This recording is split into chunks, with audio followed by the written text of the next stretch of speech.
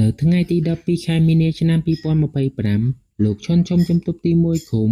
លោកស្រីសមាជិកក្រុមប្រឹក្សាឃុំតំណាងឲ្យលោកយិតស៊ីវប្រធានក្រុមប្រឹក្សាឃុំបាននាំយកថវិការបស់ក្រុមការងាររាជរដ្ឋាភិបាលចុះជួយឃុំនិងថវិកាផ្ទាល់ខ្លួនរបស់លោកស្រីសមាជិកក្រុមប្រឹក្សាឃុំជាមួយគ្នានេះដែររដ្ឋបាលឃុំក៏បានជួយឧបត្ថម្ភប្រឡងមួយប្រដាប់និងតាមរយៈរដ្ឋបាល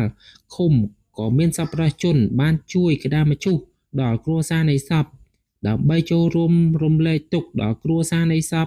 លោកយាយអ៊ុងឡាំងដែលបានទទួលមរណភាពកាលពីថ្ងៃទី11ខែមីនាឆ្នាំ2025ស្ថិតនៅក្នុងមូលដ្ឋានភូមិបឹងឃុំជំរះពេនស្រុកសំរោងខេត្តតាកែវសូមអរគុណ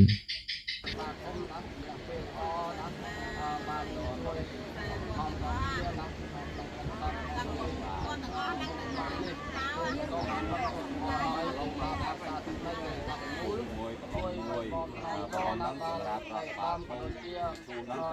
សូមឲ្យដល់បានបានបង្កប់ជួបជាសុខចម្រើនធ្វើការបានបង្ក